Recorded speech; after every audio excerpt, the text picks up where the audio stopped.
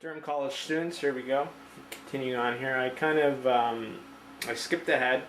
I'm in Photoshop. I wanted to pull up something that you guys are all familiar with, which is the madsuccess.ca website. That is my faculty website.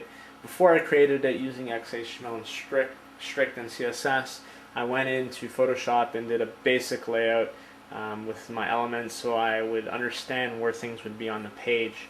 And it's a lot easier laying them out in a Photoshop or an Illustrator program because you can just move things around easily. Whereas with CSS, excuse me here, just going to ignore this call. Okay. With CSS, it's more challenging and more time consuming to move things around. So Photoshop allows me to do that a lot quicker. So what you see here is just a graphic. It's a design. They're all elements that I've created, and as you can see, I can have total control on things and move things around that are linked on layers and stuff. So I went into Photoshop and I just created a structure for what I wanted on my website, and then I took that and translated it over to code using XHTML strict and CSS.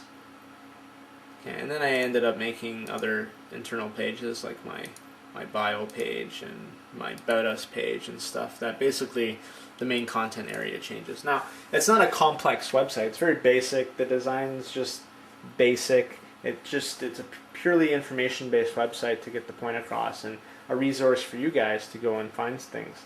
So the next thing I would do now is use these elements. I would go in and crop them all as my assets and then begin to build them using XHTML and CSS.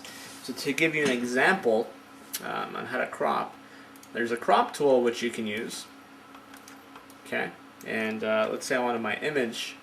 I could click and drag the image here. Okay, so it's selected around the image. I could either double click it and it'll crop, or I could go to see, I know all the shortcuts. Can I just crop?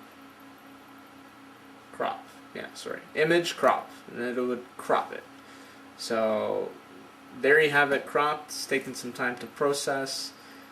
Okay, excellent. So now I just have my image. I would just I used the shortcut. I would go to File, Save for Web and Devices. Now I do this for every graphic that I have in my assets library in developing the site. And I wanted to use a JPEG, so I'd select JPEG over here. Let's zoom that in there for you guys. Now this allows you to reduce the file size without compromising the quality so much. So it'd be a JPEG.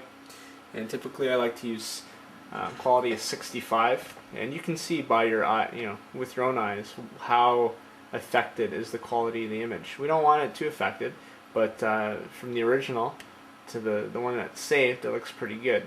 Now if you don't have an option with two images showing, then there's a tab. Whoa, we're getting blurry here. There's a tab right up there that says 2 up, and that's the option that I'm on right now, is 2 up. So that shows me the original on the left side and then the one that I'm optimizing on the right. And at the bottom you can see the file size and how it's changing. So right now I'm at 13 kilobytes for that image.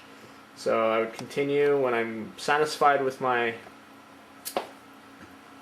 figures here, 65% quality is great, I would save it into an images folder, name it appropriately, and then I would reference it later in my XHTML. Okay, so I'm going to go ahead and save these all, and the next phase will be to bring this all together.